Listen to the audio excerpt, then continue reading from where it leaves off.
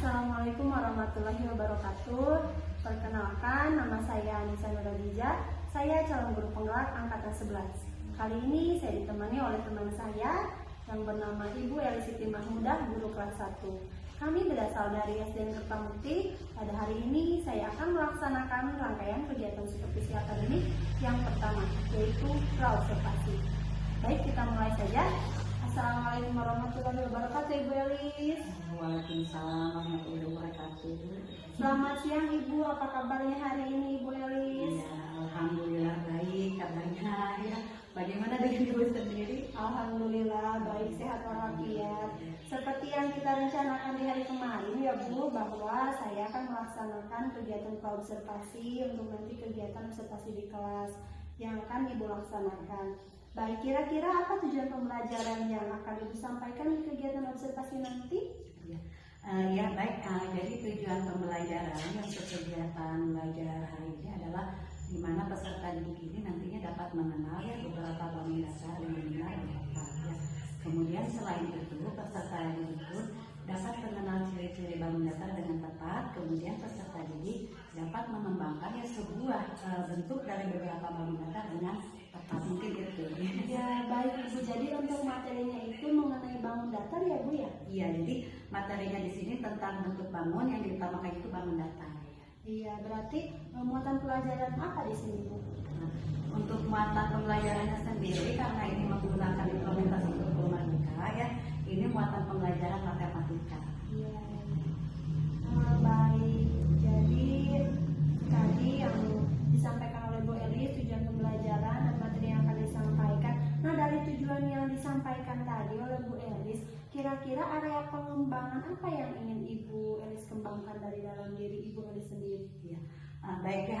Jadi di sini saya akan mengembangkan yaitu tentang pembelajaran, di mana pembelajarannya ini itu untuk memenuhi ya seluruh kebutuhan peserta didik dengan melakukan pembelajaran yang berdiferensiasi. Nah, jadi di sini sesuai dengan minat bakat peserta didik, terus gayanya ya. Jadi ini disesuaikan dengan peserta didik yang beragam mayoritas. Nah, juga di sini saya ingin mengembangkan pembelajaran yang menyenangkan, selain itu bermakna.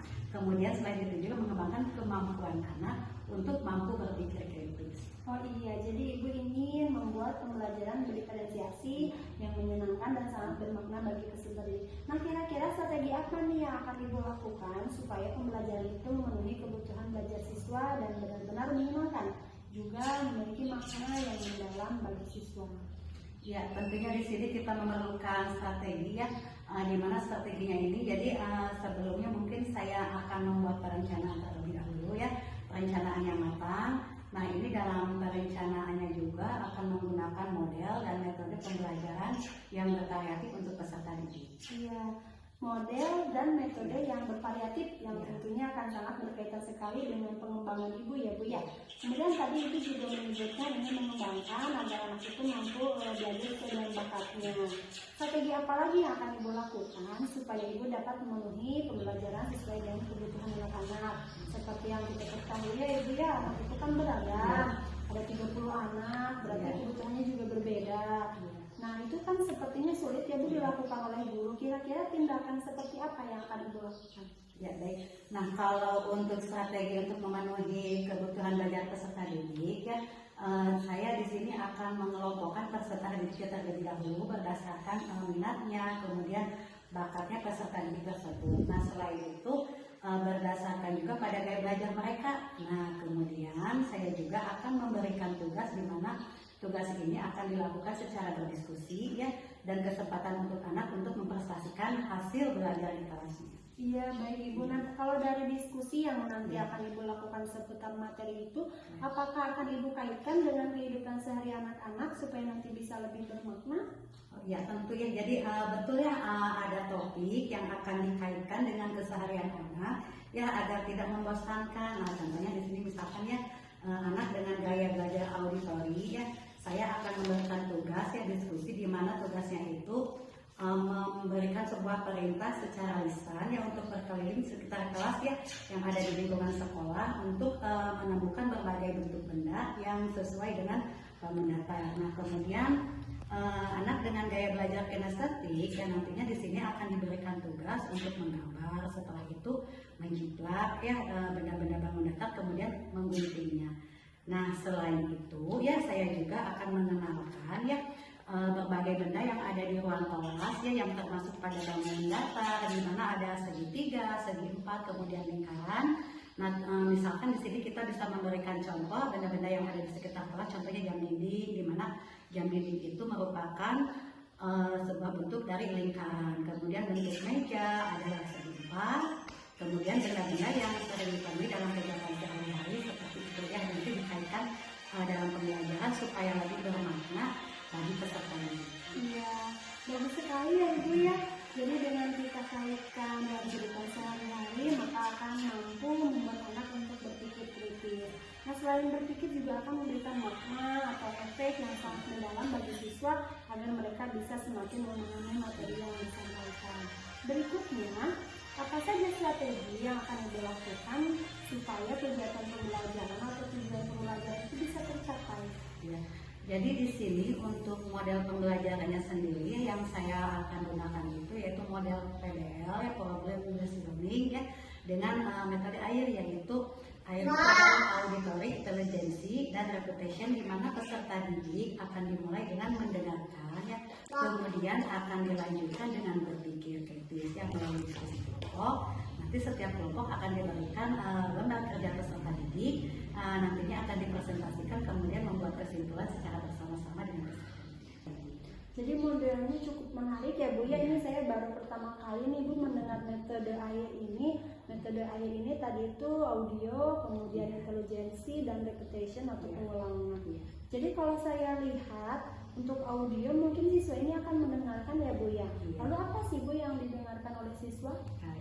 Jadi nanti di kegiatan pembelajaran sendiri ini ya saya akan mengulas terlebih dahulu ya tentang materi video pembelajaran sebelumnya. Nah kemudian ya mulailah di situ masuk ke materi ya, materi sekarang yang akan didengarkan kemudian disimak dan nantinya dilanjutkan dengan kegiatan selanjutnya yaitu di mana bagaimana hasil dari menyimak penjelasan yang telah disampaikan tadi. Jadi hasil dari menyimak itu nanti dituangkan pada kegiatan yang intelijensinya dalam bentuk diskusi kelompok ya Bu ya. Kemudian apa sih Bu yang didiskusikan oleh siswa dalam kelompok itu? Ya, jadi nanti ya siswa akan didiskusikan, diberi tugas secara berkelompok. Kemudian nanti siswa akan membaca hasil diskusi tersebut secara bergilir. Nah, nanti untuk mengetahui bagaimana kemampuan berpikir siswa, ya siswa akan diberikan pertanyaan. Nah, mungkin itu yang akan saya lakukan ketika nanti di kelas. Bagus sekali ya Bu ya, dengan adanya kegiatan ini nantinya siswa mampu untuk mencerna materi tersebut. Nah selanjutnya Bu, kira-kira kendala apa saja yang akan kita hadapi selama kegiatan pembelajaran? Yang mana saya melihat bahwa di sini nanti Ibu akan menerapkan pembelajaran berdiferensiasi. Kendala seperti apa saja yang Ibu bayangkan akan terjadi pada pembelajaran nanti? Kalau untuk kendala, mungkin yang terutama di sini bagaimana saya dengan tepat ya dapat mengelompokkan peserta didik ya. Nah di sini asesmen awal yang akan saya lakukan ya untuk menganalisis setiap kebutuhan belajar peserta didik. Nah kemudian selain itu tingkat kefokusan ya peserta didik ya karena ada diskusi kelompok. Nah mungkin yang akan dicek nanti yang akan selalu diarahkan itu tentang bagaimana rasa tanggung jawabnya, kemudian bagaimana percaya diri dan bagaimana bentuk menghargai ketika dia bekerja dengan teman-teman. Baik Ibu, nanti yang kira-kira akan menjadi kendala itu yang Ibu sampaikan adalah kefokusan ya Bu ya. Nah kita tahu sendiri bahwa anak-anak itu ketika belajar paling fokusnya hanya sekitar 10-15 menit. Nah kira-kira solusi seperti apa nih yang akan Ibu lakukan supaya fokus anak ini tetap dari awal sampai akhir tetap fokus untuk mereka pada proses pembelajaran? Baik, itu nanti kira-kira yang akan menjadi kendala. Yang tadi Ibu sampaikan adalah kefokusan ya Bu ya. Nah kita tahu sendiri bahwa anak itu ketika belajar paling fokusnya itu hanya sekitar 10-15 menit. Kira-kira solusi seperti apa yang akan Ibu lakukan supaya kefokusan anak ini tetap dari awal sampai akhir, jadi mereka itu bisa tetap fokus belajar dari awal sampai akhir, tidak terdistraksi dengan hal-hal yang lain gitu. Iya baik. Nah untuk kefokusan mungkin saya akan mencoba stretching ya atau semacam permainan yang mudah. Nah atau bisa juga dengan menggunakan pertanyaan-pertanyaan yang memancing nanti dengan membuat pertanyaan yang bisa memancing anak-anak supaya tetap fokus, mungkin begitu ya Bu ya. Nah kemudian tadi juga disampaikan bahwa yang akan dikembangkan atau yang menjadi kendala itu adalah tanggung jawab dan juga percaya diri. Jadi mungkin ketika anak menyampaikan sesuatu, pasti ada anak yang tidak percaya diri untuk menyampaikan suatu hal.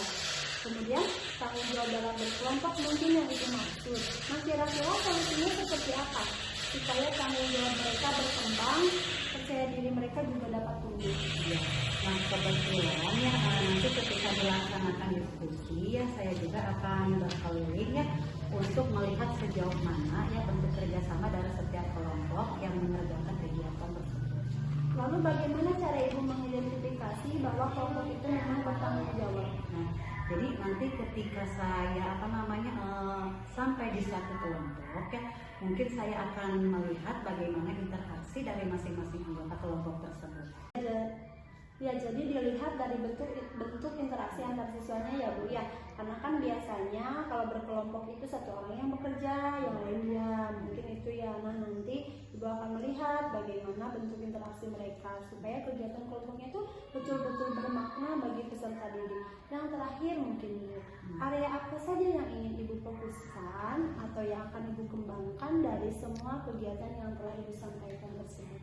Ya, kalau areanya mungkin di kognitif dan afektif ya, terutama di area itu. Nah, kalau di bagian afektifnya nanti seperti yang sudah dijelaskan tadi, bagaimana kefokusan peserta didik ya, bagaimana pemahaman mereka dari sebuah teks yang dibaca atau yang mereka dengarkan. Nah, kemudian untuk kognitifnya sendiri di sini bagaimana tadi terjadi kerjasama yang baik, kemudian tanggung jawab, rasa percaya diri. Nah kalau untuk psikomotornya sendiri mungkin nanti dilihat bagaimana keterampilan berbicara mereka bersama dengan teman-teman.